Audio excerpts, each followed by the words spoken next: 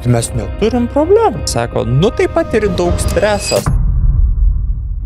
Parodykit man mechanizmą, kaip patiriamas stresas užaugina jums riebalą. Aš ligą turiu, dėl to aš toks. Ką tik galvojau tą patį pasakysiu. Vaikų iki 18 metų nutukimas tiesiog ten geometrinė progresija didėja. Tai gerbėmieji, va čia ir yra problema. Aukojam sveikatą, nemiegam. Einat į procedūras, geriat preparatus, tai kada gyvenat? Nepamirškite paspausti prenumeruoti mygtuką, uždėti laiko ir parašyti komentarą. O tuo tarpu tie, kurie nemėgstate tokių intarpų kaip šis ir nenorite matyti reklamos, galite tapti nariais. Tiesiog paspauskite Join mygtuką mūsų YouTube kanale, prisidėkite 1 kavos puodeliu per mėnesį ir matykite visą turinį savaitę anksčiau be jokių reklamų. Gerai pasakei, dažnai sakytų ir vėl tie sveikuoliai. Kodėl buvimas sveiku arba aktyviu arba valgymas kokybiško gero maisto, kuris nėra prisotintas visokių konservantų, padažų, majonezų ir taip toliau, tapo toks nepopuliarus ir toks priešas objektas, aš ir toks priešiškas. Taip. Ir vėl tu sausus savo ten tos avižinius ten dripsnius valgai, žinai, ir vėl tu ten savo sausą varškę valgai. Ir vėl tu ten tą, ir atrodo, ir tu tada, žinai, pradedi pats jaustis blogai, kad tu sveikai valgai. Ir tada galvoju, gal čia kažkaip kitaip reikia. Ir tu jau tampi nepritapęs prie tų, kurie nesveikai valgo. Socialinė atskirtis savotiškai atsiranda. Taip. Ir va čia yra paradoksalu.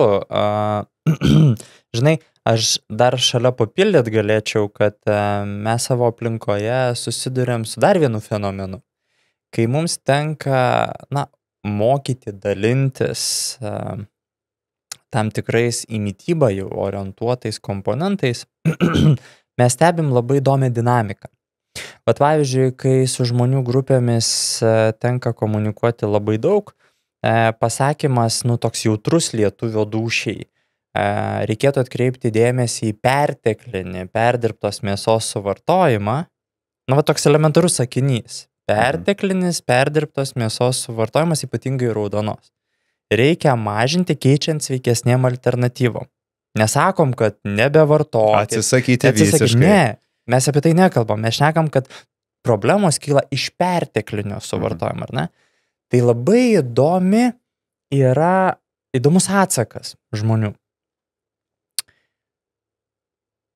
Iš karto prieš pastatomas argumentas, kad sveikesni maisto produktai, kurie dažniausiai yra augalinės kilmės, dėja taip yra, neišmesi realybės, ar ne, kurie yra augalinės kilmės, sveikesnės alternatyvos, sako, tai juose gausu pesticidų. Tai kaip jie užauginti? Supranti?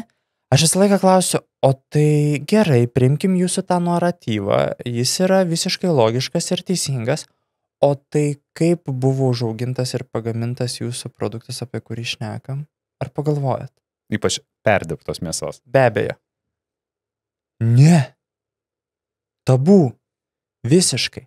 Linko lenkiu, kad tas sveikesnis pasirinkimas tiek yra, aš leisiu savo pasakyti, supriešintas arba žmonės gauna tiek labai daug skirtingos informacijos ir natūraliai pasimeta, jog sveikesnis tapo atsikalbėjimo objektu. Kodėl to nedaryt? Sugalvot 1000+1 priežastį, kodėl to nedaryt, o jeigu šalia dar kas nors tą daro, tai jis yra kažkoks kitoks. Nes dauguma nedaro. Vat būtent. Ypač jeigu tai ne iš šeimos, kur visą laiką, visą gyvenimą maitinosi taip, kaip nesimaitina tie sveikuoliai. Taip. Tai aišku, kad tavo suvokimas apie mitybą yra visiškai priešingas. Be abejonės. Ir aš manau, Artūrai, kad yra kita medalio pusė, kur vis dėlto socialinė medija, informacijos sklaida ir jos prieinamumas suformavo tai, kad yra labai daug nuomonės formuotojų, kurie savo asmeninę patirtį paverčia kaip visuotinę rekomendaciją. Jeigu man padėjo, tai žiūrėkit ir jūs atkreipkite tai dėmesį, ar ne? Dalintis asmeninę patirtimį yra labai svarbu, mano nuomonė, tai įvairoviai pasiekti, ar ne? Bet jos negalim absoliutinti formuojant rekomendacijas. Ne, nes tai, kas tinka man, nu, ta Nuvalkieto frazė nebūtinai tiks jums. Taip egzistuoja fundamentalus stuburas, nuo kuriuo mes galim atsispirti. Bet yra niuansų, kuriuos reikia atkreipti dėmesį ir tai, kas tinka tau, nebūtinai tinka man. Ar ne? Taip. Ir nu, toj sklaidoj informacijos žmonės natūraliai pasiklysta. Nu, kaip atsirinkti realiai? Sutinku. Visiškai. Nu, tai yra visiška pasiutpolkė. Nes aš dabar nuėjau pas Vaičiūną į seminarą, sakys, žiūrėk, atkreip dėmesį į tą ir tą. Nueinu į socialinę mediją, ten išklausau 20 minučių X žmogaus patirties ir nieko nebesuprantu. Ar ne? Nu, vat, natūralus sumišimas gali atsirasti ir dar daugiau, kad iš anksčiau tai, kas buvo įvardinami galbūt ar žmonių grupės ar atskiri asmenys kaip sveikuoliai, jie dažniausiai būdavo kraštutiniai kairieji arba kraštutiniai dešinieji, ne? Kur ten nu, visiškai žaliavalgiai.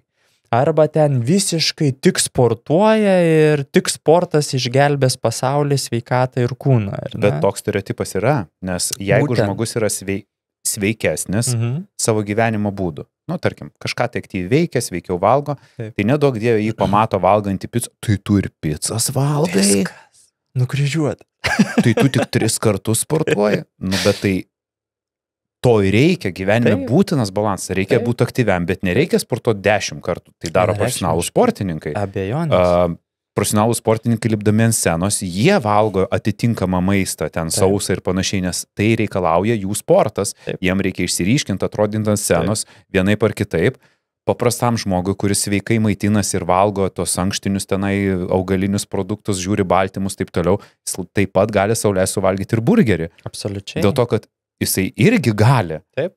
Ir aš dar daugiau pasakyčiau, čia iš tokios labiau mokslinės perspektyvos. To galėjimo, kabutėse įvairovės, atsiranda iš to, kad sveikesnį gyvenimo būdą turinti žmogus, na, kai mes paminėjome mitybinę grandinę, ten judėjimas, kažkokie psichoemociniai įveikos dalykai ar neišorinė vidinio stresorio įveikos formos, na, jos suformuoja savotišką organizme buferinį efektą. Ir jeigu, pavyzdžiui, žmogus, aš labai atsiprašau į tave pavyzdį rodysiu, jeigu tu esi gerąją to žodžio prasme tas tūlas lietuvis, kuris mažai juda, mitybinė grandinė yra, na, lietuviška. Tai visai teisingai rodai, nes toks aš buvau iki 25 metų. Nu, sakykime. Su visais gerlais, gastritais ir visu ko kitu. Yra poliligotas, na, ir sakykime, jam tas greito maisto arba tos pačios minėtos savo picos suvartojimas, jis turės į pliusą, bet neigiamą efektą, lyginant, pavyzdžiui, su kitu žmogumi greta šalia tave sėdinčiu, kuris, na, iš tikrųjų turi sveikesnius mitybos pasirinkimus, pajuda daugiau, na, turi tam tikrą psichoemocinę miego higieną, ar ne? Tai jam tas picos gabalėlis turės kur kas mažesnį neigiamą efektą organizme nei pirmuoju atveju. Mes tai vadinam savotiškas buferinis efektas. Tai yra žmogaus organizmas yra tiek nenualintas, kad jisai sėkmingai susidoroja su tuo mažiau sveiku produktu, kuris yra saikingai pavartojamas karts nuo karto, kad jis nestebi tokio neigiamo efekto, kurį turi tas žmogus, kurio dėja organizmas yra tiek paliegęs, kad jis atliepti nebeturi galimybės. Ir mes matom visiškai diametraliai skirtingą poziciją, ar ne? Gal čia dar bėda yra, kad tie žmonės, kurie nuolatos prastai maitinasi, nejuda, nėra fiziškai aktyvus, jie tiek pripranta prie tos būsenos, kad jiem ta būsena, kurioje jie turi besipučiantį pilvą, gastritą, bekylančias rūgštis, skaudančią galvą, prastą miegą, jiem tai yra norma. Nu, tai yra jų zero, ane, tas taškas, nuo kurio jie matuoja, jiem geriau ar blogiau. Kai tuo tarpu tas žmogus, kuris galbūt prisižiūri labiau, jam ta būsena, kas yra tam yra norma, jam yra labai blogai. Absoliučiai taip. Ir dėl to tiem žmonėm, kurie pripratę taip gyventi, jiems labai sunku suprasti, ką reiškia geriau.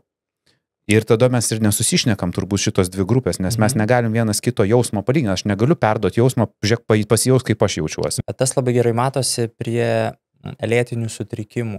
ar ne? Tai vat, kaip pavyzdys dabar visiškai atsitiktiniai sakau, lėtinio migreninio galvos skausmo arba migreninės simptomatikos kamuojamo žmogus, ar ne? Jam minimalus skausmo sumažėjimas yra labai didelis. Nu? Tai lygiai taip pat yra su, pavyzdžiui, su lėtiniu sutrikimą kitą turinčiu asmeniu. Jam parodyti sveikesnio gyvenimo pasirinkimo pridėtinę vertę yra kur kas lengviau negu tik rizikos veikiamui asmeniui. Ja? Tai ką turiu galvoje, jeigu mes turim antsvorį ir bent jau 2 kilus nukritom, jau matom rezultatą. Ir tada motyvacija toliau siekti geresnio rezultato, formuojant įgūdį sveikesnio pasirinkimo visapusiško, yra didesnė. Bet tam žmogui, kuris dar neturi antsvario, bet yra ant slenkščio, veikiamas, mes vadinam rizikos veiksnio, parodyti tą efektą yra labai sudėtinga. Nes nieko nejaučiu. Nu taip. Tai kaip čia? Ką čia dabar aš turiu jausti? Tik pilvas kabo. Ten gal rodikliai kokie prastesni, kolesterolis ten blogas, ten, žinai, dar kažko trūksta, bet jaučiuosi tai aš gerai. Bet didžioji dalis populiacija tą turi. Ir va čia vėl mes ateinam į tą simptomocentrinį požiūrį. Kai mes turim gerlą, mažinam simptomatiką. tą pojūtį, ar ne? Turim ten prastą miego kokybę, melatoniną vartojam, kad geriau būtų, na? Bet nekapstam, o kur priežastis?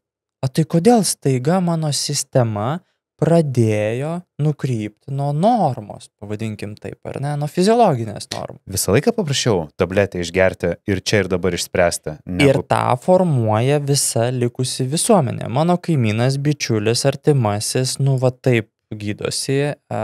Gydytojas pasakė, kad tas tinka ir gydytojas šitoje vietoje yra visiškai teisus, nes jis gelbsti situaciją, nes žmogus negali kokybiškai taip gyventi, jis paskiria vaistinį preparatą, bet lygiai taip pat ir sako, žiūrėk, kyla dažniausiai problema iš ten. Reikia žiūrėti ir ten. Bet mes grįžtam ir pasiliekam tik prie dėžutės. Nes tai paprasčiau. Be abejo. Ir visur ieškom, ir turi to šventojo gralio.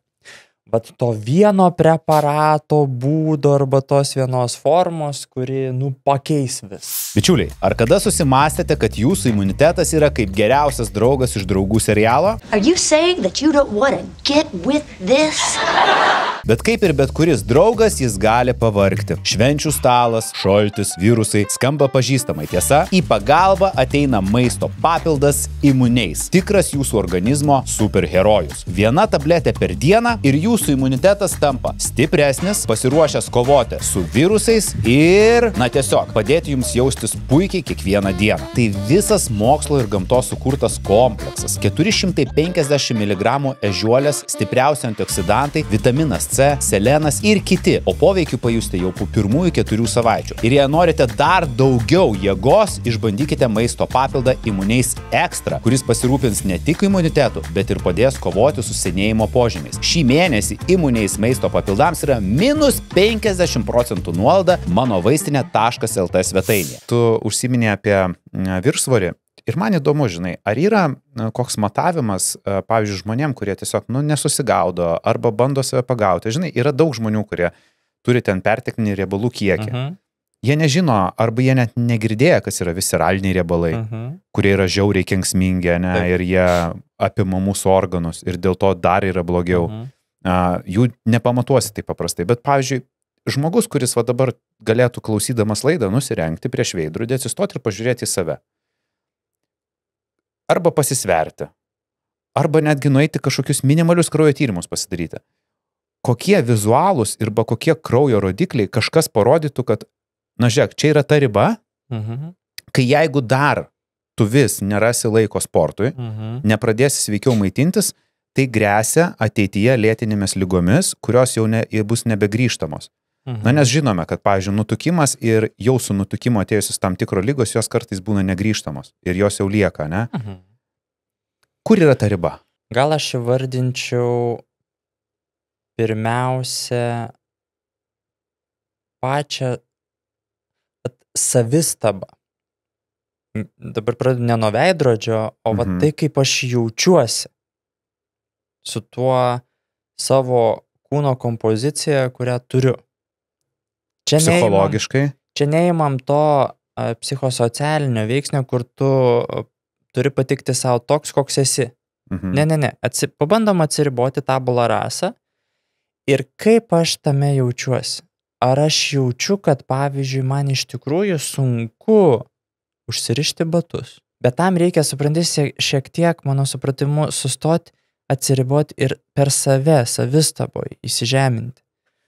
Tai yra, ar man teisingai yra iššūkis užlipti laiptais, tai yra padidėja mano kvėpavimas, padidėja pulsas. Ne?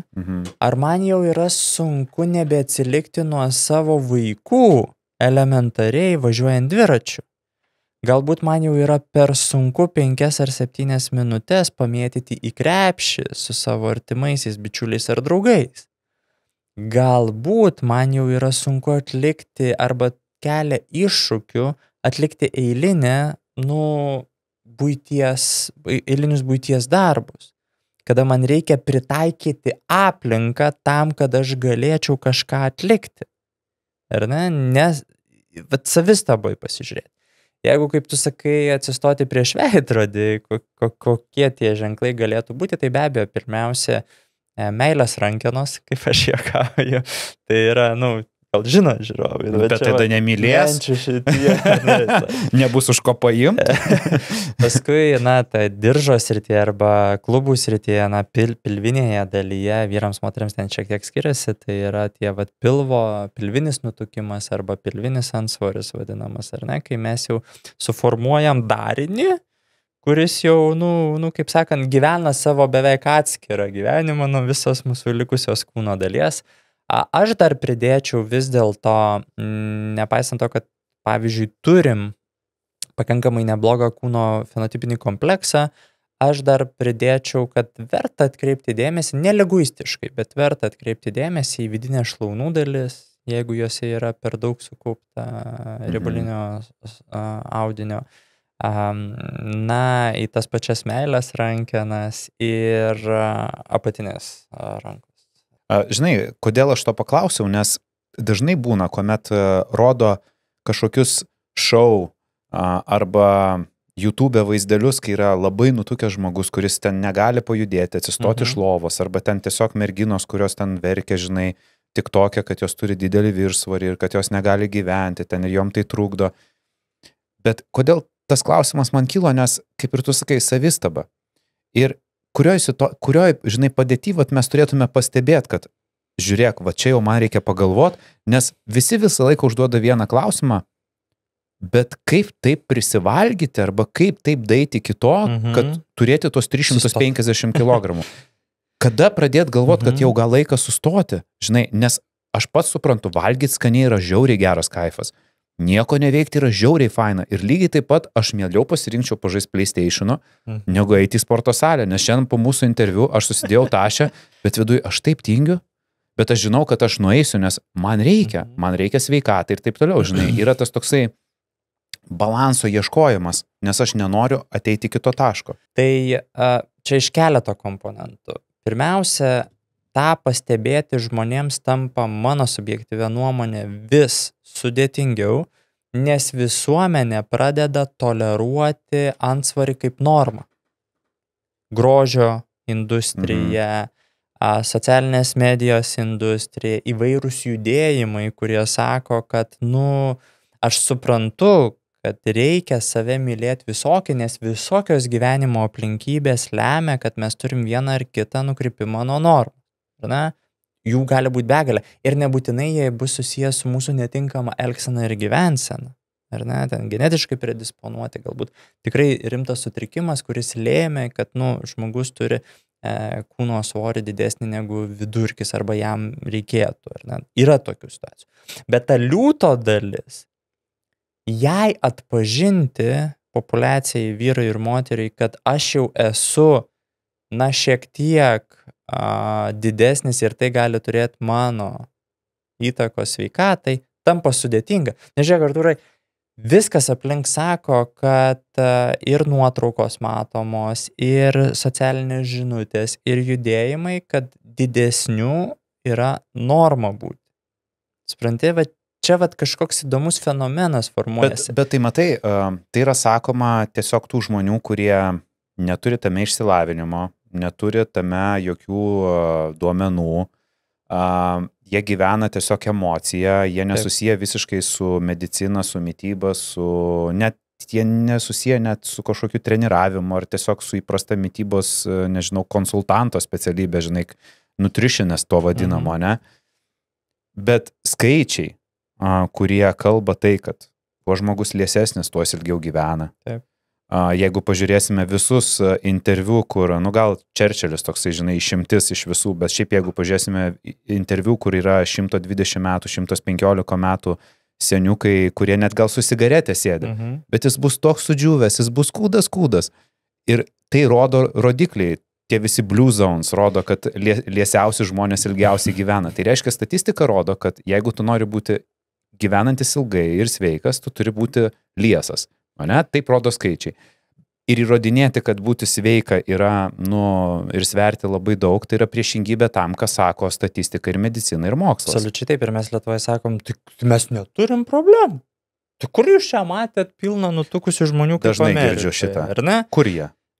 Tai gerbėmieji, va čia ir yra problema ir va nesenai pasirodė berods Europos komisijos analizė, kuri parodė, kad lietuviai yra vieni iš pirmaujančių Europoje antsvario kontekste. Jeigu gilyn lendam, mes esam antroje vietoje pagal išvengiamų mirčių skaičių, tenkančių 100 000 gyventojų. Išvengiamų tai turiu omeny, kurias mes galėtume priimdami patys sprendimus išvengti. Eliminuojant modernėje sveikatos priežiūros sistemą. Tai reiškia tai, kas mūsų pasirinkimas. Ir mes vis dar dvejojam tuo. Absoliučiai dvejojam visuomenėje, mes dvejojam, sako, jeigu būtų taip lengva, tai mes čia jau senai būtumėm viską pakeitę. Tai va čia ir yra tas toks, aš suprantu daugelio žmonių socialinis, emocinis iššūkis, kur mes ieškom pasiteisinimų viskam. Jeigu tęsim tą naratyvą su antsvariu, viršsvariu, nutukimu, tai labai tenka dažnai girdėti, sako, taip pat ir daug streso, sako, priaugo kūno svoris. Gerbėmieji, parodykit man mechanizmą, kaip patiriamas stresas užaugina jums riebalus. Realiai, fiziologinį mechanizmą. Taip, yra tam tikra patiriamo streso metu hormonų disbalanso tikimybė, kuri gali sąlygoti, pavyzdžiui, sulėdėjusi metabolinį efektą, dar kažką. Bet tai per se neužaugina svorio. Pats hormono disbalansas nesuformuoja riebalinio poodinio sluoksnio. Jis nesukuria mūsų organizme, o sukuria tai, kaip mes įveikiam tą stresą, ką mes susikratom į save. Iš oro riebalas neatsiranda. Suprantat? Ir mes sugalvojam įvairiausių formų, kodėl. Sako, pasikeitė hormonų disbalansas po tam tikros, gyvenimiškos situacijos ir dėl to priaugau. Nė velnio, atsiprašau labai gerbėmieji. Dar daugiau, ką aš matau, tik bendraudama su socialinė aplinka, labai įdomų naratyvą su antsvariu ir nutukimu. Šiandien mes, ir to nekvestionuoju, pabrėžiu, antsvarį ir nutukimą priskiriam ligai, kad tai yra sutrikimas, liga. Be jokios dvejonės, tai yra liga. Tačiau, Artur, va dabar tu įsivaizduok. Ateina žmogus, pacientas, klientas, pas gydytoją į kabinetą, turintis antsvorį ir iš to sekančias lėtinės ligas, sutrikimus arba simptomus. Ir jam pasakoma, tavo antsvoris arba nutukimas, liga. Viskas! Mane ką tik išrišo. Laisvė papūgoms. Grįžtu namo, sakau, žiūrėkit, šnekėjat, kad ten valgau, nejudu, turiu problemą. Aš ligą turiu. Dėl to aš toks esu. Jaučiat, kaip numeta nuo pečių mano atsakomybė prieš save. Kad čia ne aš kaltas. Čia liga kalta, kad aš toks esu. Suprantat?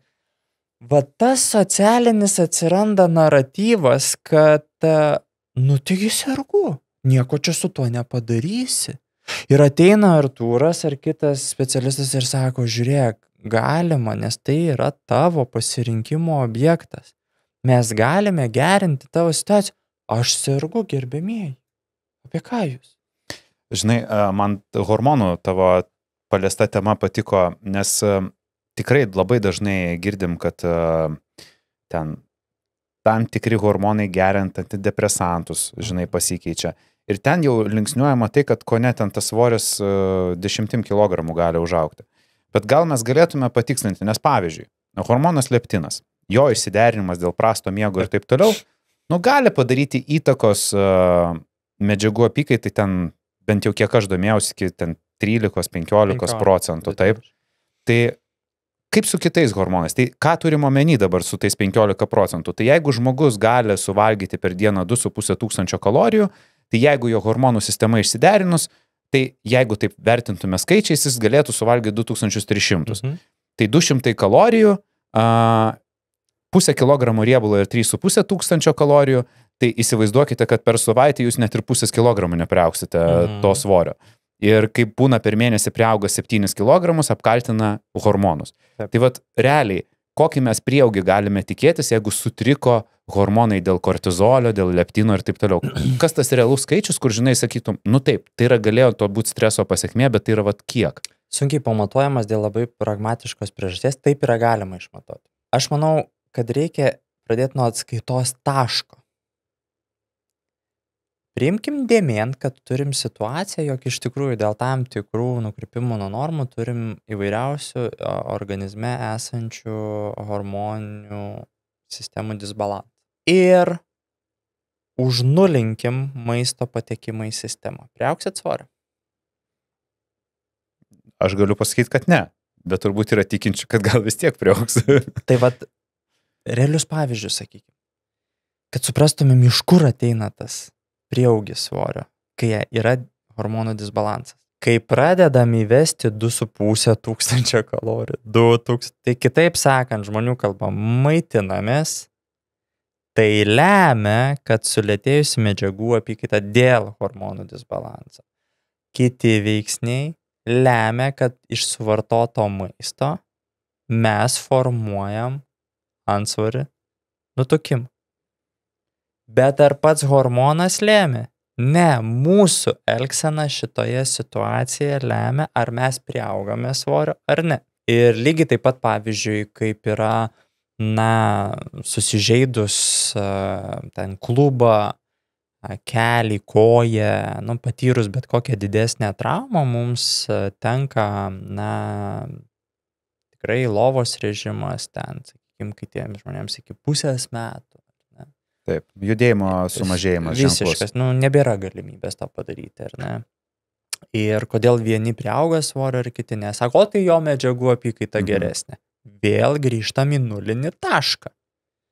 Nejudam. Kodėl vienas priaugo, kitas ne? Pasižiūrim, ką sudėjo į save. O kaip aš šitą suprantu, žinok, dėl to, kad aš gyvenu su drauge, kuri yra labai liekna. Ir jai visą laiką prikišdavo, jinai kiek man pasakojo, sako, čia tau sekasi, čia genetika, taip toliau, turbūt tu nieko nevalgai.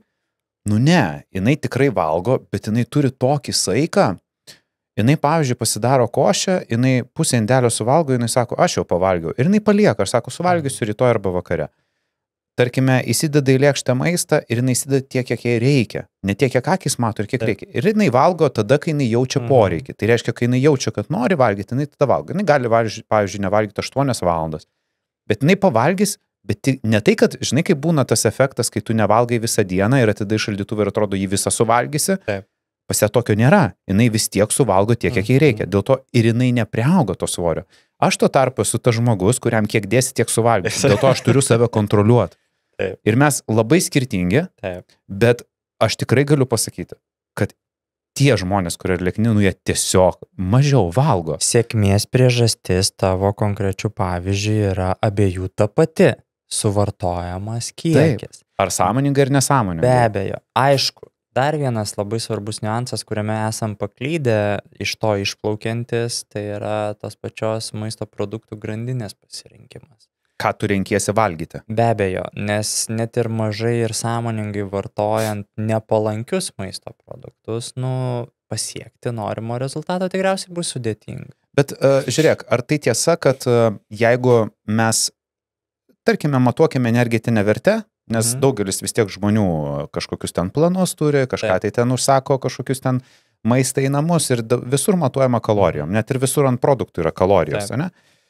Na ir įsivaizduokime, jeigu žmogus tikrai nesuvalgo pakankamai daržovių, vaisių, nesurenka skaidulų tiek, kiek reikia, bet surenka tas kalorijas. Ir kitas žmogus renkasi tas kalorijas arba net šiek tiek daugiau valgyti iš augalinės kilmės.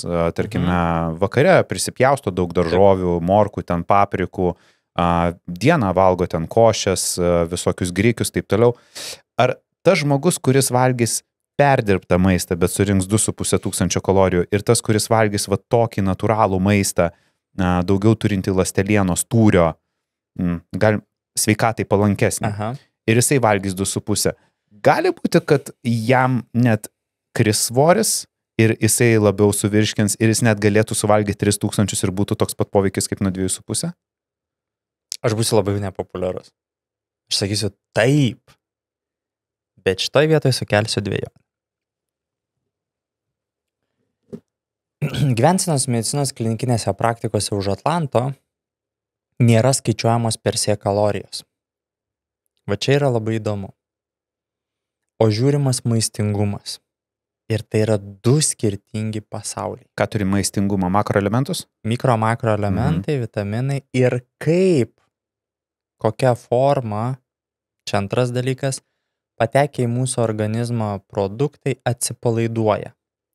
Papasakok, ką reiškia atsipalaiduoja. Labai paprastas dalykas. Vat skaidant maisto grupės arba maisto junginius, natūraliai susiformuoja teigiami junginiai ir skaidant tam tikrus arba virškinant tam tikrus maisto produktus arba jų grupės susidaro nepalankus arba mums nereikalingi junginiai.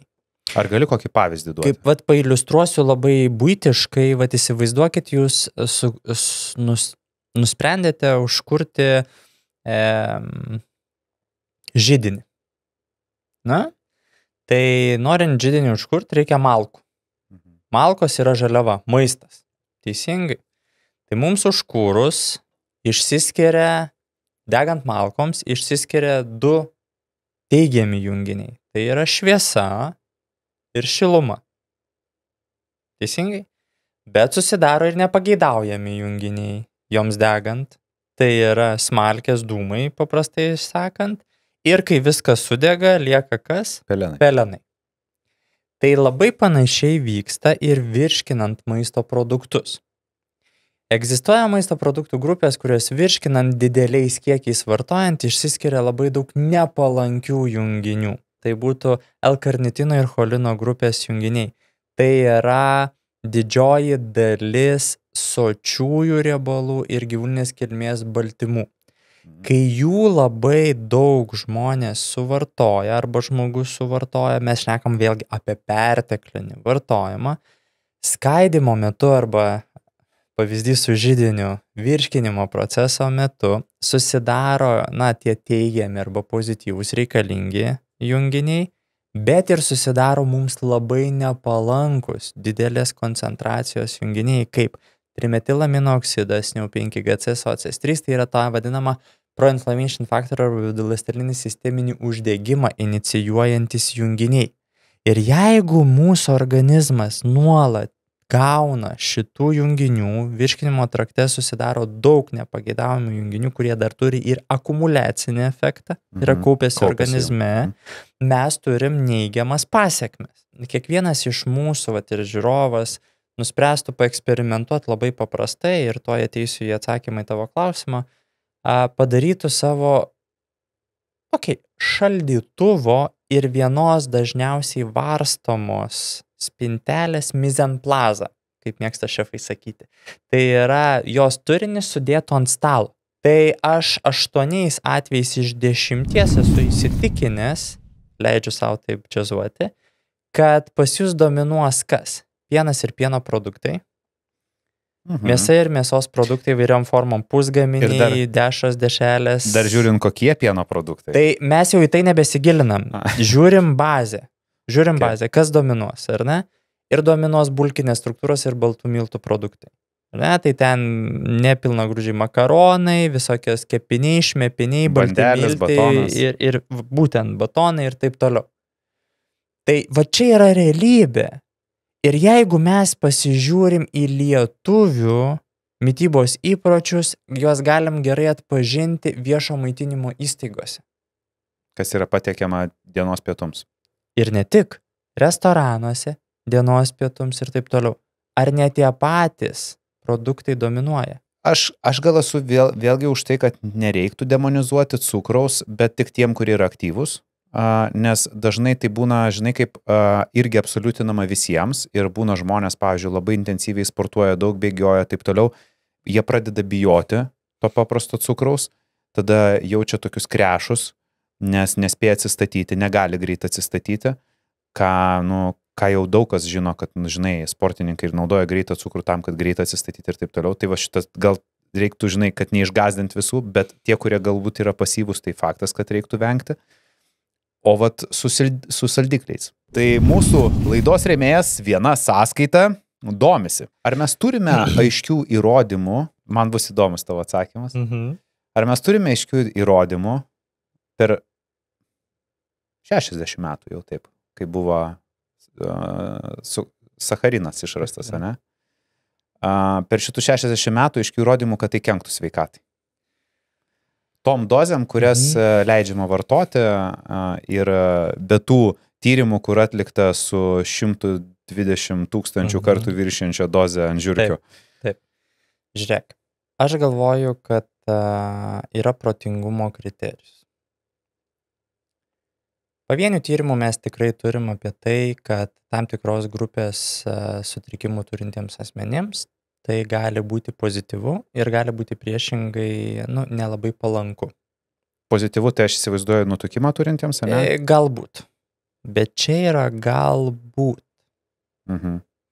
Jeigu mes vėl žiūrim sporoidiškai, ko aš labai nemėgstu ir dėl to susilaukiu labai daug strėlių į nugarą, jeigu mes žiūrim sporoidiškai, iš esmės tarsi tie susintetinti junginiai yra išteisinti, kaip mėgstama sakyti.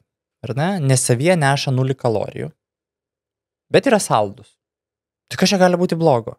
Įsivaizduokit, jūs kandate produktą, kuris yra užsaldintas, aš tai labai buitiškai pasakysiu, užsaldintas susintetintų saldiklių. Savyje atsineša 0 kalorijų, angliavandenis, teisingai, atsineša 0 kalorijų ir saldumo jausmą.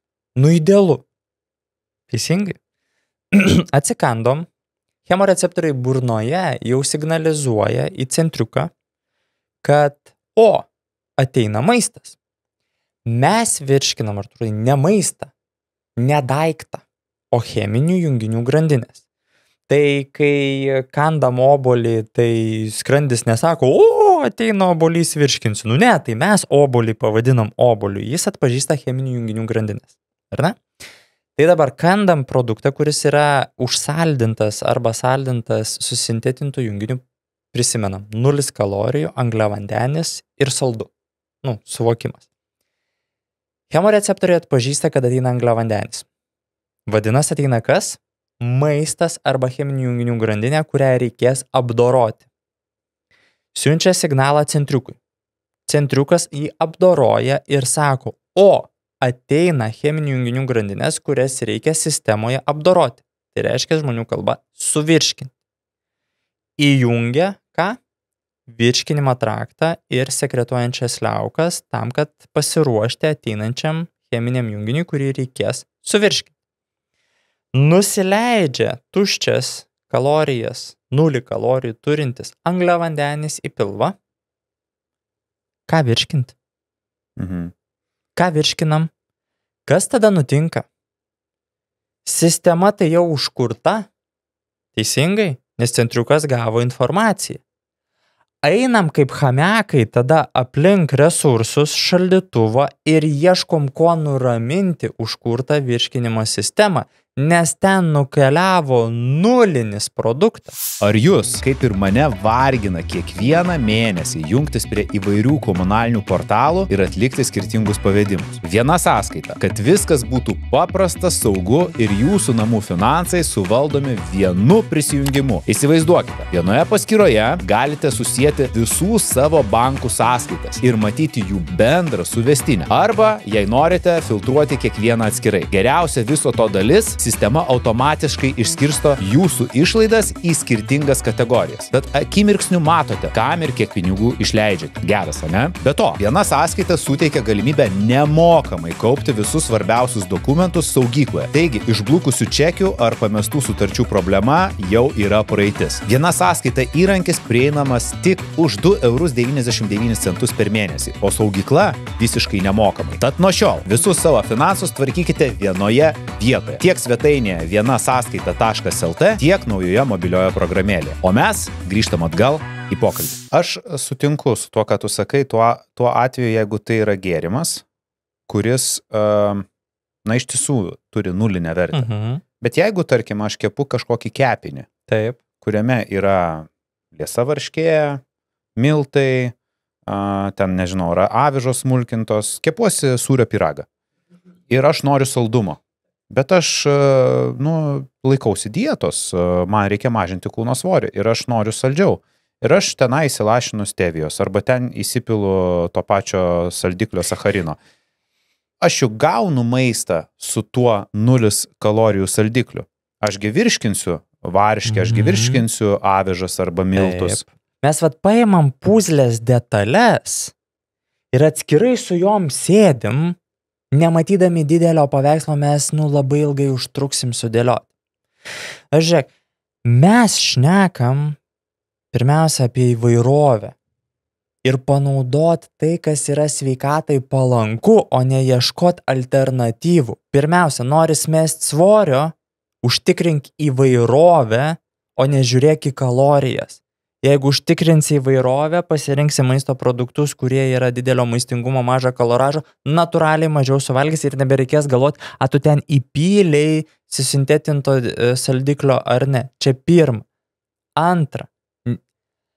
Labai paprastas dalykas. Viskam yra protingumo kriterijus. Nori, įsidėk, bet yra alternatyva. Čia yra klausimas, su kuo lyginsim. Yra nuostabi alternatyva. Dėk natūralų saldiklį, kuris tau užsaldins, bet kartu atneš ir mikro makroelementų ir ląstelienos. Dėk datulę, dėk kažkokį tai natūralų ekstrahuotą produktą ar ne į tą savo kepinį ir tu turėsi pirmiausia taip rezultatą, bet mano supratimu, Artūrai, ką svarbiausia mes užauginsim? Pasirinkimo atpažinimą, kad yra alternatyvos, kurios yra tokį pat rezultatą suteikiančios, bet dar ir palankios. Žinai, jos dažniausiai nebūna pasiekiamos visur ir visada. Tai, ką, žinai, tokie saldikliai atėjai į parduotuvę ir nusipirkai, jeigu ten kažkokį datulių dar kažką, tai jau reikia ieškot gal kažkokią parduotuvytę, sveikuolišką. Supranti, čia iš karto atsiranda papildomų darbų. Tai aš dabar reflektuoju tai, ką sakys žmogus. Ir tarkim, įtarkuok obuolį, bananą. O dievai, kiek bananas yra jau yra papildomos kalorijos. Aš nenoriu jų. Aš lenkiu ko link. Esmė tame, kad dabar išgirdė žmogus tave, vienas sakys, aš sakiau, kad saldikliai nesveika, va todėl aš cukrų ir vartoju. Ir čia neaiškink man. O kitas, pavyzdžiui, sakys, negaliu saldiklių, viskas, tai dabar neskaniai valgysiu. Nes jisai neras kitos alternatyvos, ne? Jisai nesuvoks kaip. Tai klausimas tam, kuris vartoja tuos saldiklius, kiek yra normalu, ar tai iš viso, ar yra įrodymų, kad jeigu aš ten 2-3 kartus dienoje išgeriu kavos su sacharino 2 kapsulytėm, ten nežinau, 6 suvartoju per dieną, ar aš čia jau taip kenkiu savo sveikatai, ar aš vis dėlto nieko blogo nedarau, nes lygiai taip pat aš gaunu daržovę su pesticidais, lygiai taip pat aš suvalgiau kebabą, kažkokį virtą, kažkokią malėjį velnės žino. Žinai, ant tų svarstyklių dedant šiaip įprastą gyvenimą. Taip. Ar tai yra ant tiek kenksminga, ar tai yra, žinai, žmonės, tipo, nusiraminkit. Vat būtent, tai, bet jeigu mes atsispiriam nuo įprasto lietuviško meniu, aš taip pavadinsiu. Kotletų cepelinų ir pomidorų su grietinė. Sumuštinis ryte su dešra ir sūriu. Oi, kaip tai yra, ta prasme, dėja taip yra. Taip. Ne? Tai aš sakyčiau, kad dirbtinių saldiklių reikia maksimaliai vengti. Bet jeigu mes turim įvairovę, tai vėl atsiranda protingumo kriterijus, kad jeigu mes to, tavo minėto dirbtinio saldiklio panaudojam saikingai vieną kartą per dieną ten, arba kepiniuose, kuriuos mes juk ne kiekvieną dieną per pusryčius, pietus ir vakarienę valgom, viskas su to yra fine. Tik jeigu jūs norit dar sveikesnės alternatyvos formavimo kaip įpročio, kad nebereiktų galvoti, mes tada iš karto einam prie sveikesnės alternatyvos. Čia žinai, su kuo lyginsi. Taip. Tai aš atsakyčiau taip. Jeigu mes turim poliligotą simptomų vediną žmogų, kuris turi įprastus lietuviškus, pabrėžiu, mitybos įpročius, pusryčiai kaip sumuštinis, dešra, kai dominuoja, vėl sakysiu, bulkiniai, perdirbti mėsos produktai ir pieniniai produktai visokiam įvairiausiam formom, tai reikėtų privengti, bet 1-2 kartai per dieną tikrai ten didelio neigiamo poveikio nepadarys. Aš manau, kad tie, kurie valgo tos įprastus lietuviškus pusryčius arba tenai taip toliau, kaip ir mes čia šnekam, tai jie net nežino, kas tie saldikliai ir jiem net nereikia. Dažniausiai taip ir būna. Ir greičiausiai mes pamirštam, turim nepamiršti visus vartotojus, kad jūs tikriausiai dar tų dirbtinių saldiklių gaunat ir per maistą. Per kitą jau pagamintą maistą. Taip. Mes apie juos šiek tiek užsiminėm, apie tuos kraštutinumus, kai žmonės pradeda sekti visiškai jiem neskirtas mitybas, nes taip išgirdo, jog jų draugui ar draugiai pasisekė sumažinti kūno svorį, arba tenai, žinai, išgirdo, kad ten spuogai dingo dėl to. Pieno demonizavimas. Aš žinau, kad tu pats nevartoji dėl savo sveikatos, bet jeigu mes kalbėtume apie žmonės, kurie, yra sveiki. Pavyzdžiui, mano senelis, jam 97 metai, jis dabar atsidaro Belvitos pakelį, pieno stiklinę, normaliai. Nieko jis ten nejaučia, visą gyvenimą geria tą pieną, bet jis tą vieną pieno stiklinę. Arba ten dar kokio sūrio suvalgo. Kiek yra pagrįstas pieno demonizavimas ir iš viso, kai mes sakom žodį pienas, nes žmonės iš karto į tą pieną suplaka viską. Taip. Nors mes žinom, kad, pavyzdžiui, kefyras arba ten koks natūralus jogurtas, yra gerai, tai yra vis dėlto gerosios bakterijos ir irgi jų šiek tiek reikia, jeigu tu esi sveikas. Tai kokia tavo, kaip mokslininko nuomonė, kiek mes galime to pieno naudoti, ar jis yra pagrįstai demonizuojamas sveikam žmogui, gal iš tikrųjų yra kažkoks amžiaus tarpsnis, kai reiktų atsisakyti ir, pavyzdžiui, pasilikti kažkokius specifiškai pieno produktus. O gal yra, kada mes turim visiškai jo atsisakyti? Iki tam tikro etapo žmogaus organizmas geba kompensuoti tai, ką su juo mes darom negerai. Mes jį galim alinti, bet žiūrim, kad, kaip ir tempia, ar ne? Bet atsiranda lūžio taškas, kur yra per daug ir tada jau turim nukrypimo nuo normos, sakom, sergam. Prasideda simptomai. Tai lygiai taip pat ir su pieno produktais ar kitais vartojamais pieno produktais, aš galvočiau, kad reikia pradėti jau šiandien galvot, o nelaukt, kada reikės atsisakyti. Pirmiausia, vidutiniškai 1/3 populiacijos netoleruoja laktozės. Jau turi mažinti suvartojamo pieno kiekį. Tačiau mes pamirštam kitą dalyką. Tai yra baltymą kazeiną ir su juo pareinantį imunograu faktorių 1, IGF-1, kam bus įdomu, galit pasidomėti. Tai šitie junginiai yra labai stipriai tapatinami su viduląstelinio sisteminio uždegimo iniciacija ir, daugeliu, pavyzdžiui, odos problemų arba histamininio tipo reakcijų, tai yra alerginio tipo reakcijomis. Kokios gali būti tai reakcijos? Tai dar labiau suagresyvėja alergija, kam tu esi alergiškas? Ir pats junginys iššaukia IGF-1, kai baltymas yra atpažįstamas kaip neparankus mums ir iššaukia, sistemos puolimą arba histaminio tipo reakciją, jeigu taip jau beprotiškai supaprastinant sakant, ir dėl to gali inicijuoti simptomatiką, ar ne, kaip alerginio tipo reakcijas. Tai man atrodo, visiškai žiūrint iš visų mokslinių tyrinėjimų kampų, jau to užtenka, kad pienas ir pieno produktai būtų saikingai vartojami. Pienas ir pieno produktai turėtų būti vartojamas kaip pagardas, bet ne bazė visų patiekalų. Kaip pagardas, pagardinantis. Taip. Suprantat? Tai yra, kažkur į padažą dedam, kažkur tai yra tik patiekalo dalis nedidelė, bet ne bazė, ar ne, nedominuojantis. Tai yra, vadinasi, ir paros racione tai turėtų atkeliauti kaip pagardas ir esant galimybei pasirenkam sveikesnės to pieno gaminių alternatyvas.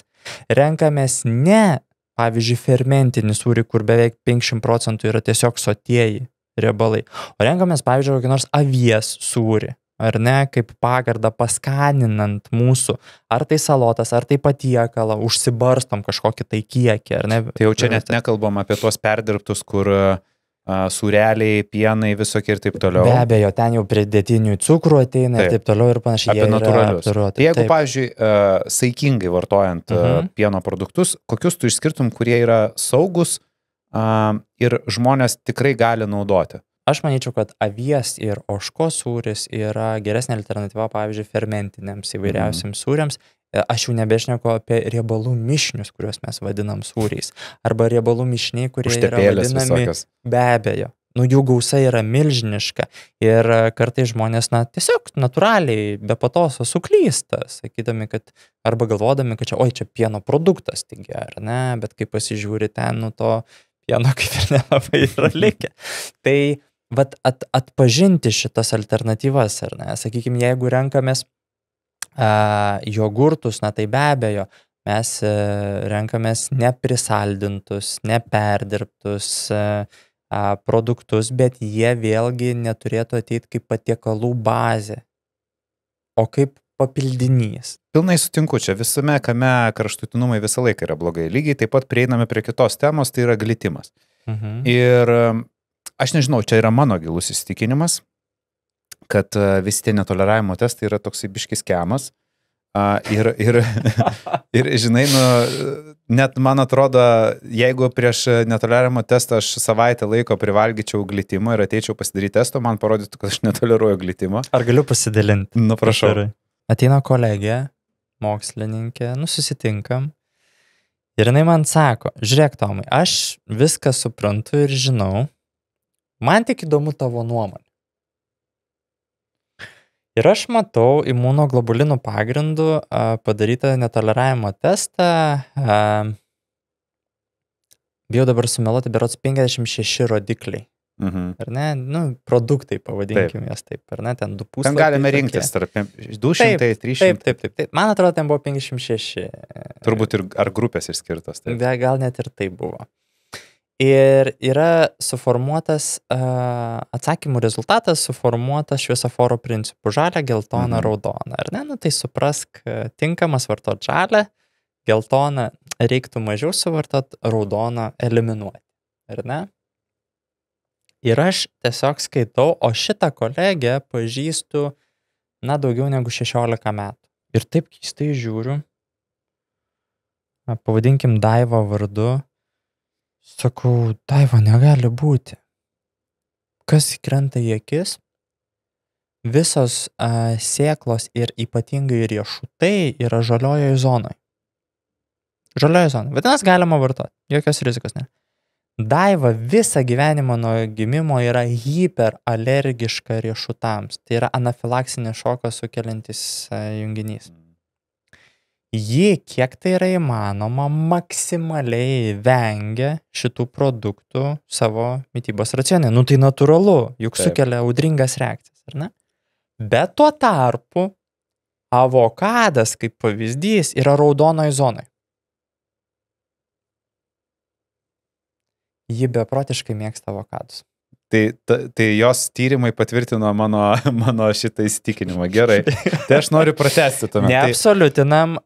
Šito tipo tyrimai tikrai yra naudojami dietologijoje ir sakykime, alergologijoje.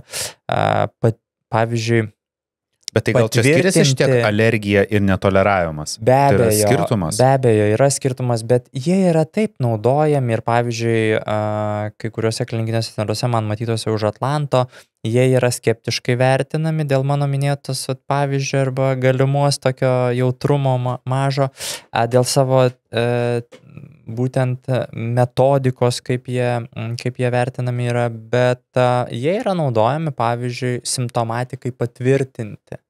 Ar ne? Nu, va, žmogus jaučia simptomą ir mes iš didelės patirties žinom, kad tai gali būti dėl to, kad netoleruoja arba yra alergiškas kažkokiam junginiui. Pasidarom, nu ir pasitvirtina. Man atrodo, čia labiau pasitvirtina tai, kad žmogus įpratęs daugiausia valgyti, žinai. Iš esmės yra tam rizikos. Bet prie ko aš einu? Kad dažniausiai tie netoleravimo testai, kuriuos populiaru darytis, jie parodo, kad žmogus yra labai kad jis labai netoleruoja glitimo. Ir daugelis vadovaujasi taisyklę. O, išbėrė kaktą. Atsisakiau glitimo, bėrimai praėjo. Tada svoris. Atsisakiau makaronų, duonos, svoris pradėjo kristi. Arba tenai vartoju glitimą, pastebėjau, iš karto pradėjau geriau jaustis. Vat ir aš turiu tą problemą su glitimu, vat kaip tie žmonės. Ir tada atsiverti statistiką, kad realiai glitimo, tokio kaip vartoti, negali 1% žmonių pasaulyje, kurie serga celiakija. Taip. Tai kaip su tais, kurie vat to glitimo atsisako, dėl to, kad prieš tai turbūt valgė tiek, kad, vat kaip ir mes kalbėjom, įpročiai, batonas, kebabas, žinai, bandelės, ten taip toliau, valgė tiek, kad tiesiog, kaip ir tu sakai, taip, kaip ir to baltymo, kaip ir pieno prikaupė, taip, ir tikėtinai vyko uždegiminiai procesai. Tai dabar tokiam žmogui, kuris, nu, valio, gerai, bėrimai praėjo, gerai, geriau pasijauti, bet jie tai atsisako jau kone visam gyvenimui. Kaip su tuo glitimu jų atveju? Ar tai yra priežastis? Labai tu teisingai formuluodamas klausimą ir paminėjai, kad reikia atskirti tą dalį, kurie iš tikrųjų turi iššūkių su glitimo alerginiam tipo reakcijom, ar ne, kur tikrai netoleruoja visiškai. Arba tiksliau yra alergiški. Tai ten jau užnulinam ir nėra kalbų. Ne? Taip. Tačiau, kai ateinam prie tolerancijos, tai gali būti žmogus, pavyzdžiui, jautresnis glitimo turintiems junginiams.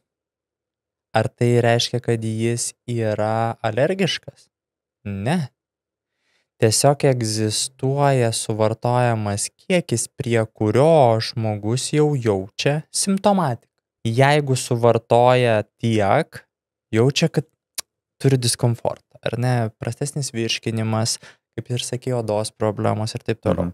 Bet jeigu suvartoja tiek, žiūriu, viskas gerai. Tai va čia yra ne alerginio tipo reakcija, o tai, kad yra, mažesnė tolerancija. Dabar, lygiai taip pat, kai žmonės sveiki, neturintis va to nukrypimo fiziologinio nuo normos, atsisako glitimo turinčių junginių ir sako, pasijutau geriau, ir pasižiūrėjus jų mitybos įpročių grandinę, drąsiai sakau, pusė iš jų pasižymi labai įdomia elgsena. Atsisakius glitimo, jie pradeda žiūrėti bendrai, ką deda į burną. Ir jų sveikatai palankesnės mitybos pasirinkimas prasiplečia. Jie natūraliai pradeda vartoti sveikatai palankesnius maisto produktus, ko iki tol nedarė. Ieško alternatyvų. Būtent. Kuo užpildyti. Ir tos alternatyvos dažniau yra sveikatai palankesnė grūdinė kultūra pilno grūdo, ar ne? Vaisiai tada įvedami, galbūt daržovės įvedamos ir taip toliau. Jie per se pradeda patys sveikiau maitintis ir atskirti, ar čia buvo rezultatas pačio glitimo eliminavimo, ar sveikesnės mitybos tampa šiek tiek sudėtingiau. Tai mes visgi prieinam prie to, kad ta įvairovė reikalinga ne tik tam, kad ta sveikata mums tarnautų 100 metų, Bet iš esmės, ką aš ir pats ant savęs pastebėjau, nes aš buvau irgi tas toksai griežtas valgytojas, kuris ten valgė sausai, ten, žinai, kai pradėjau sportuoti, aš buvau tas Švarcnegerio laikų fanatas. Ir suvariau savo virškinimą taip, kad aš nieko negalėjau daugiau valgyti apart tų produktų, nes tiesiog kas besuvalgydavau, man pasidarė bloga. Ir aš pamažu tą keičiau. Ir dabar esu tokioje situacijoje, kai aš galiu valgyti viską, ar aš pizzą suvalgiau, ar aš burgerį suvalgiau, aš visą laiką gerai jaučiuosi. Man nesipučia pilvas, man nesikaupia vandenis, aš nemažinu drusko savo gyvenime, žinai, aš aktyviai sportuoju, aš prakaituoju, žinai, viską. Ir aš puikiai jaučiuosi. Bet linko aš einu, kad aš pastebėjau tada, kad kuo aš labiau ribojau, tuo aš daugiau problemų turėjau. Taip. Kuo pas mane didesnė įvairovė, tuo aš viską toleruoju. Kažkada mane bėrė irgi nuo glitimo, kažkada mano nugarą bėrė nuo vištienos. Ir aš buvau atsisakęs vištienos daug metų. Dabar aš ją vėl valgau, nebėrė, dėl to, kad kiekiai buvo dideli. O tai, Artūrai, vat ir prieinam prie to, nuo ko pradėjo mūsų pokalbį. Aš labai dažnai esu kvestionuojamas dėl savo prieigos tos pilnos struktūros augalinio pagrindo. Pagrindo, čia yra žodis, pagrindo prieigos.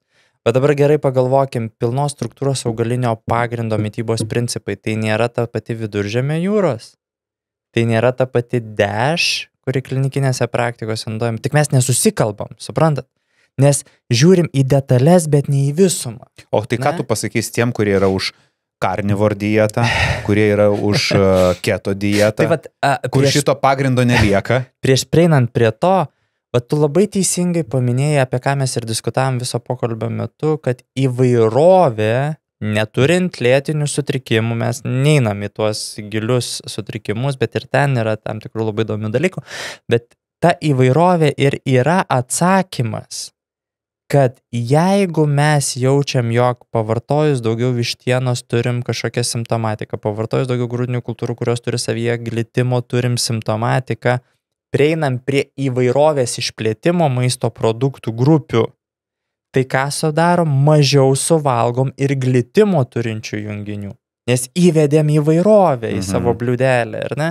Va, kur atsakymas, o dar daugiau, jeigu tą įvairovę įvedam per sveikatai palankius maisto produktus, pilnagrūdė grūdinė kultūra, vaisiai, daržovės, sėklos, riešutai, ankštiniai įvairiausiom formom, ar ne?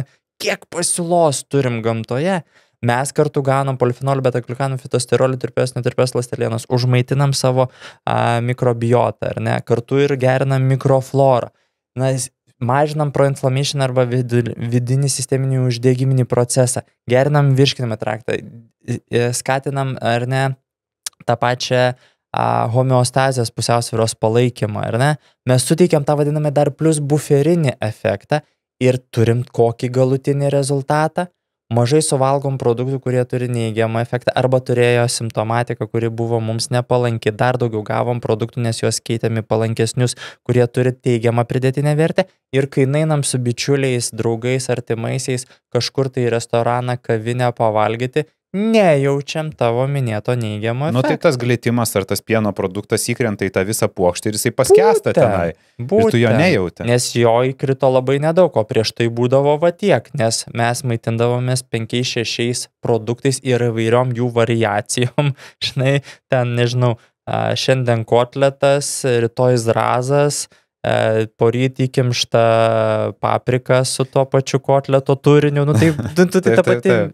Arba ta, žinai, pietum kebabas, ryte sumuštinis, vakare ten kokia bandelė, o užkandžiui kruasanas. Ir visur yra tešla, ir visur miltai. Girdžiu, reikia to viso, žinai, bet reikia įvairovės, reikia augalinės kilmės. Nu ir atsiranda kelios dietos, kuriuose šito nėra, bet jų šalininkai sako, tai yra geriausia mityba, ten normaliai, į ketozę įeini, tada naudoja riebalus kaip energijos šaltinį, kilogramai krenta nepastebimai, jautiesi visą laiką energingas, nes nėra to insulino pakelimo, šuolių, viską, jėga, keto mityba yra pati geriausia.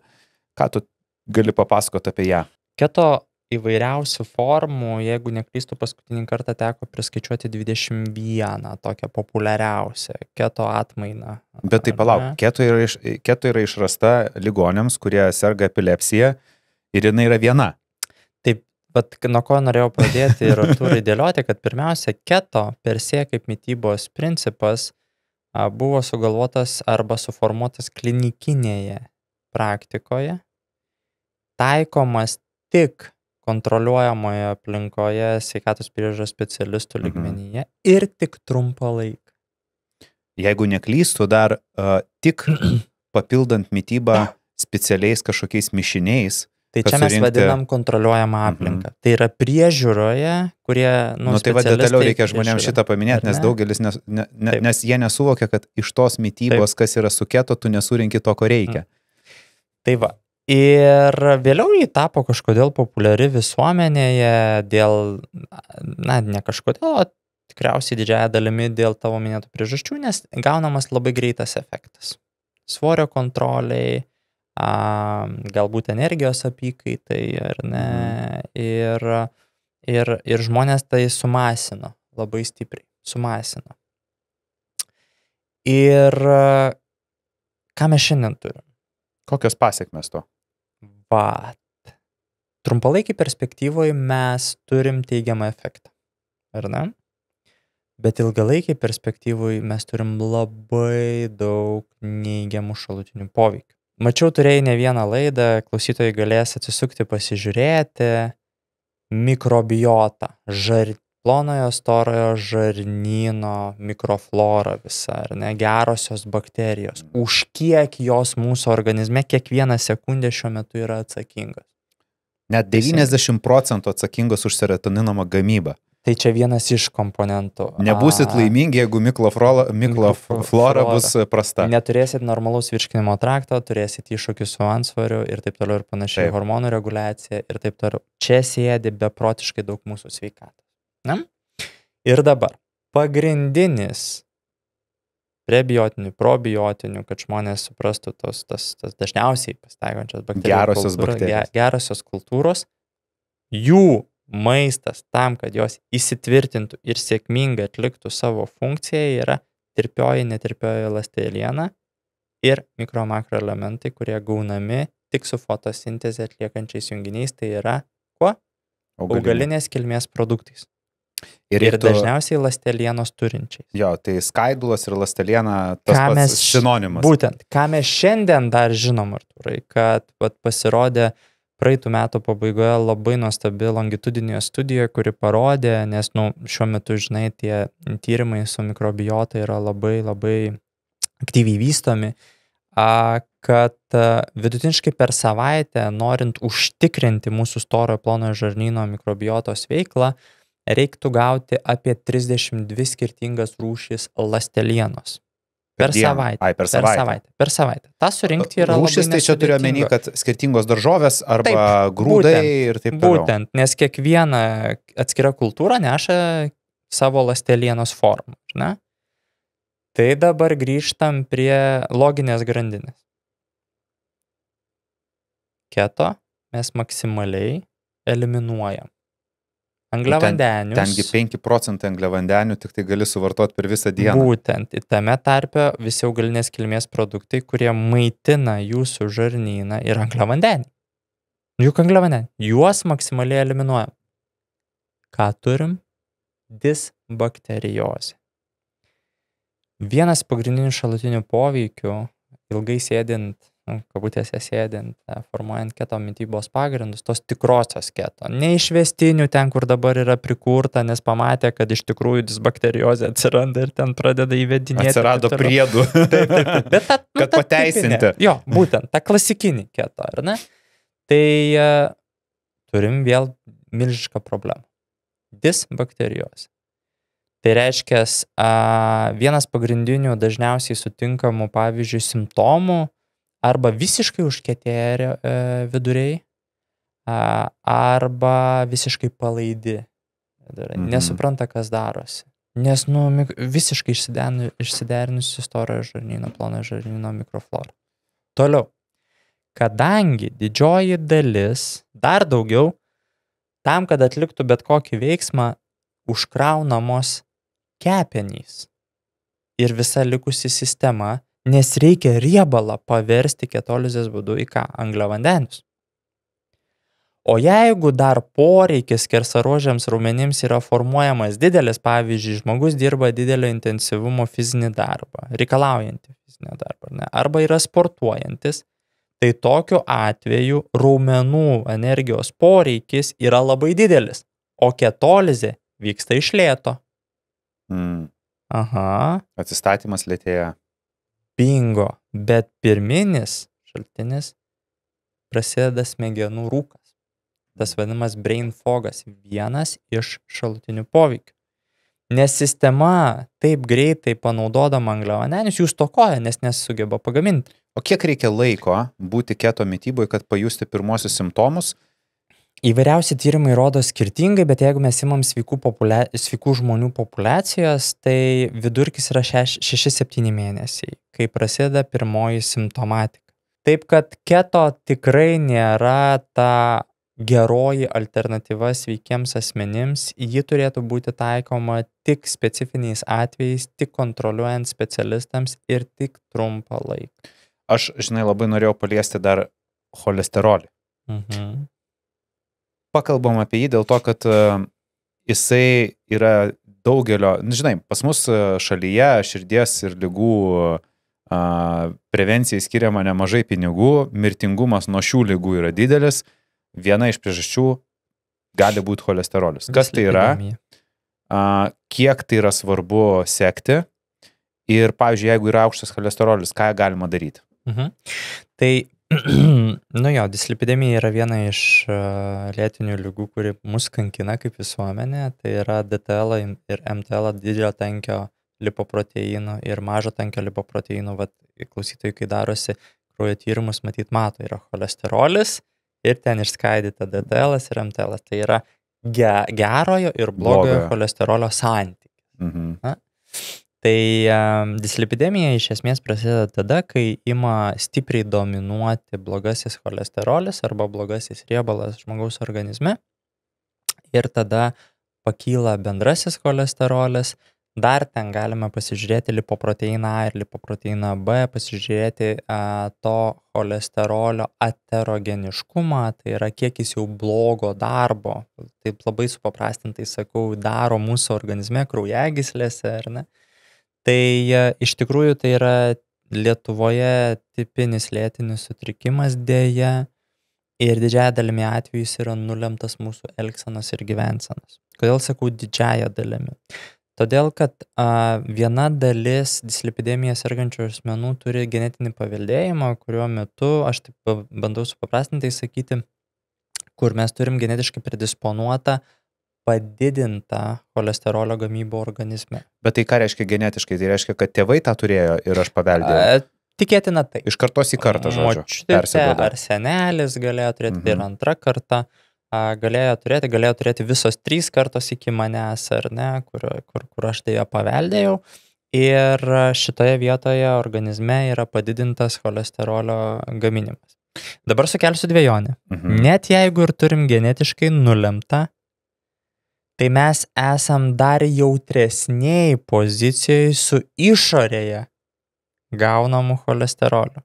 Tai reiškia, kad mums ypatingai reikia žiūrėti, ką mes valgome. Bingo. Dėl to, kad mes dar labiau nukenčiame. Mes esam jautresnė grupė, nes natūraliai organizme dėja turim tokią situaciją. Dabar, liūto dalis dislipidemijos dėja formuojasi dėl to, kad turim netinkamus gyvensenos įpročius. Pirmiausiai prastą mitybinę grandinę, mažą judėjimą, ir per prastą, pavadinkim taip, miego higieną bei psichoemocinės išorinė vidinė patiriamo streso higieną. Čia daugiausia įtakos turi netinkami mitybos įpročiai. Jeigu kasdienės mitybos racione pas mus dominuoja paprastasis cukrus, kurį mes atpažįstam nebūtinai kaip cukrų, kurį lašinam ar dedam į kepinius ar dedam į arbatą kavą, bet balti miltų produktai yra tas pats paprastasis cukrus. Įvairūs stipriai perdirbti įvairios stipriai perdirbtos vaisiai ir uogos arba jų gaminiai kaip uogienės džemai yra ne kas kita kaip paprastasis cukrus. Stipriai perdirbti karščiu išgrūzdinti įvairiausi augalinės kilmės produktai, rafinuoti produktai, lygiai taip pat yra paprastojo cukraus šaltinis, ne? Tai jeigu mūsų mitybos racione dominuoja paprastasis cukrus plus sotieji, blogieji riebalai arba transhidrinti riebalai, kur jie yra surandami mūsų kasdienėse lentynose.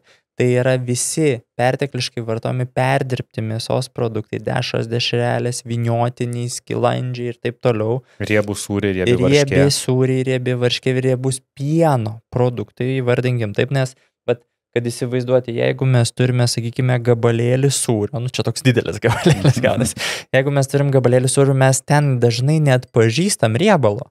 Tik kur čia, tik čia sūris, baltymas. Ne, beveik pusė yra nekas kita kaip taukai, riebalai, 50% riebumo. Ar ne? Ten yra sotieji riebalai.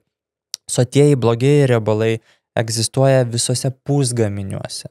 Tai sočiųjų riebalų pas mus aplinkoje yra mitybinėje grandinėje labai daug. Ypač jeigu maitiniesi negalvodamas, ką valgai. Tai mes šnekam apie tą tipinį atvejį Lietuvoje, ar ne? Greitai ir skanu, va. Būtent. Tai yra vienas iš pagrindinių rizikos veiksnių dislipidemijai. Pradeda sistemoje, supapratinti, sakau, kauptis pertekliniai riebalai, jie virsta į, kartu gaunam ir to vadinamo cholesterolio, ir turim problemą, pradeda cirkuliuoti organizme perteklinis blogasis riebalas, gerojo mažai, turim problemą. Kokios pasiekmes ir po kiek laiko jos bus matomos? Na, žinai, atėjo ten 30 metų, biškiai aukštas cholesterolis. Gerai, šiek tiek kažką pamažinsiu. Ateina po 5 metų, biškiai aukštas cholesterolis. Ir vat kiek mes gyvensim taip, kiek mes galime taip tempti, kada atsiras ta tikroji rizika, nes, mirčių skaičius, aš pasižiūrėjau statistiką, 55% mirčių yra nuo širdies ligų. Taip. Tai vien 23 metais, nebejoju ir 24 metų dar nespėjau pasižiūrėti statistikos, mes vien tik nuo išeminės širdies ligos netekom 20 000 žmonių. Tai yra milžiniški skaičiai. Kad įsivaizduoti, 23 metų pabaigoje berods iš viso mirčių buvo fiksuojama 34 ar 7 tūkstančių. Oho. Tai 20 000 vien tik nuo išeminės širdies ligos. Pagal išeminės širdies ligos pasiekmes, tai yra mirtingumo nuo išeminės širdies ligos, Europoje mes esame pirmaujantis ir nuo top 3 esame atsiplėšę beveik 30%. Beveik 30%. Tai tikrai ir vienas iš rizikos veiksnių yra dislipidemija. Tai kada galima tikėtis, tai tavo klausimas buvo labai geras, jeigu jau turim padidėjusi cholesterolį, jau nebėra ko laukti. Viskas. Jau jis dirba savo neigiamą darbą. Tai po to sako, žinai, jam buvo tik 35 metai, insultas, infarktas ten. O jeigu netikėtai. Būtent, o jeigu dar, Artūrai, pažiūrėtumėm į pagrindinį insulino rezistencijos vystymosi mechanizmą, iš kurio ateiname į antro tipo cukrinį diabetą, tai cukrus nėra pagrindinė priežastis, kodėl vystosi pirminė insulino rezistencija, o intraląsteliniai riebalai. Jie šiaip savo nesusidaro. Tai aš labai paprastai vedu, kad jeigu jau matom apraiškas organizme, kad prasidėjo blogojo cholesterolio augimas, toks ženklus, ar ne, virš 2 mmol, jau virš 2, pasiekėm 3,5, ar ne, tai jau yra ženklas, kad atsirado rizikos ir į sulėtėjusi medžiagų apykaitą, ar ne, kad jau turim, kaip minėjom, iššūkių tikriausiai su storojo žarnynu, mikrobiota ir visa mikroflora, ar ne. Toliau didinam rizikas į insulino rezistenciją. Nors dar neturim sutrikimo kardiovaskulinio. Suprantat? Tai ne veltui, pavyzdžiui, kai jau diagnozuojamas kardiovaskulinis sutrikimas, jis paskui save atsineša kitus lėtinius sutrikimus. Kiek cholesterolis ir viršsvoris turi sąsają? Ar galime sakyti, kad jeigu žmogus turi viršsvorį, tokį jau, kur, žinai, tikrai gali pilvą paimti, meilės rankenas, taip toliau, ar tai gali sąlygo tai, kad tikėtina pas jį ir cholesterolio problemos yra? Duotuoju momentu gali būti visaip, kol žmogaus organizmas geba kompensuoti, jis... Ko jaunesnis turbūt, ar be ne? abejo, amžiaus faktorius yra labai reikšmingas. Va tai kuo jaunesnis to, kol organizmas gali kompensuoti, gali ir turėti to antsvario, bet pavyzdžiui, tokių kaip hipercholesterolemijos nebus apraiškų. Ne? Bet tai yra laikina, nes antsvoris yra pagrindinis rizikos veiksnys. Dabar vedam loginę grandinę. Kodėl? Todėl, kad antsvoris susidarė esant nepalankioms aplinkybėms. Tai yra, atmetam kitus rizikos veiksnius kaip nejudėjimas, stresas patiriamas ir taip toliau. Vadinasi, į burną per daug buvo sudėta paprastųjų cukrų, sočiųjų riebalų, perteklius ar nebuvo suvartotas. Dėl to susiformavo, kaupimas organizme, o tie patys rizikos veiksniai juk lemia ir hipercholesterolemiją.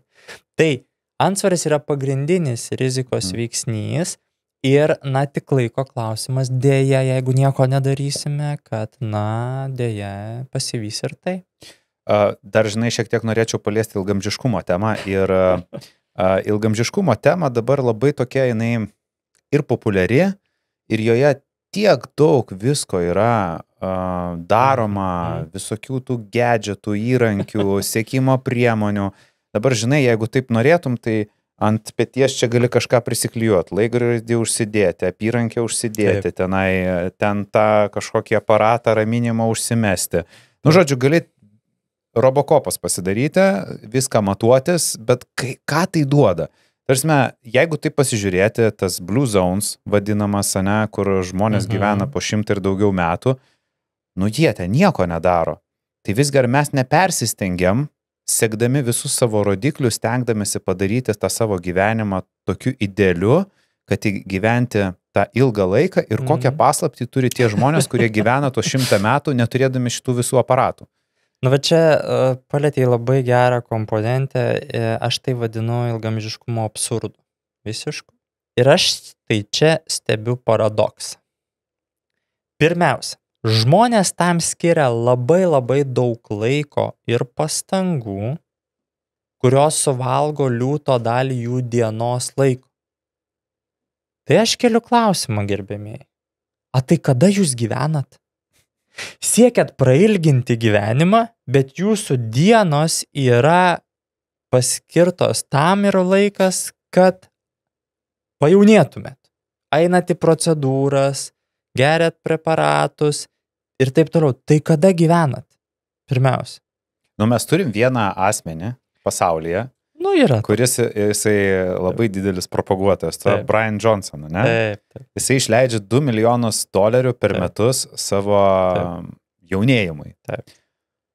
Tai ar tai iš tikrųjų, aš girdžiu tavo tą tokį skeptišką požiūrį, neskeptišką. Kad jisai, žinai, kad ne ten ieškom.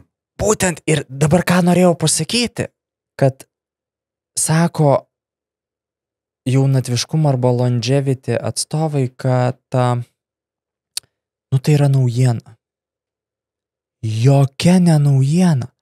Apeliuojant į tuos pačius procesus, tai yra mūsų apšnekėto uždegiminio proceso markerių mažinimą, mikrofloros efektyvumą ir taip toliau ir panašiai, pasiekiamas toks pat rezultatas. Tik anksčiau tyrimuose, moksliniuose tyrimuose tai nebuvo turintis žodį arba frazės longevity, ilgamžiškumas. Ne, tai niekas netyrinėjo, nes nebuvo objektas, žiūrėjo į uždegiminius procesus, žiūrėjo į mikroflorą, bet dabar suveskim galus. Ir tavo palyginimas su mėlynųjų zonų fenomenu tą ir atskleidžia. Ten žmonės nesėdė ant įvairiausių gadžetų ir maisto papildų, o tai, ką pavyksta mums su gadžetais ir maisto papildais pasiekti, jie pasiekia turėdami normalią gyvenseną ir elgseną. Aš klausiau Peterą Tają ir jisai man patiko, kai klausė, sako, tai kaip va čia su tuo gulimu, su tuo miegojimu? Sako, tai temsta, eikit miegot, švintą kelkitės. Lygiai taip pat kaip su protarpiniu badavimu, sako, didina longevity. Žiūrėkit, Homo sapiens labai įdomus. Literatūra tikrai homo sapiens labai įdomus. Jam reikia, šnekam apie sveikų žmonės, jam reikia kažkokio baisiai protingo žodžio, kad jis pradėtų taikyti tai, kas yra visiškai natūralu. Ką tik ir paminėjai. Nuo paskutinio jūsų šiandienos valgymo vakare iki kitos dienos pirmojo valgymo turėtų praeiti 10-12 valandų. Pavalgiai vakarienę, kol ryte atsikėliai susiruošiai darbus ar kitas veiklas, tau natūraliai ir atsiranda 10-12 valandų skirtumas. Gal žinai, čia tas protarpinio badavimo tas toksai populiarumas atsirado dėl tų 16 valandų.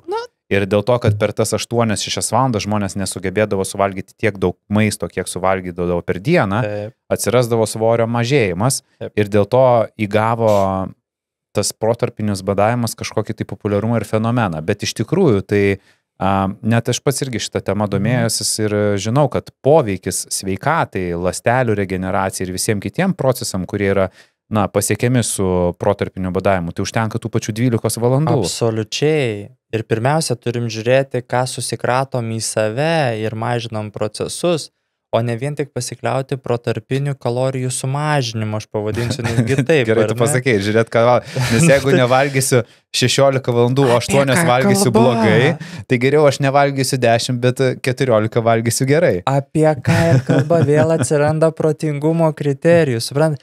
Bet vėl iš ko tai Artūrai gimsta? Mes atsimeni pradžioje mūsų pokalbio pradėjom šnekėti, visi ieškom šventojo gralio.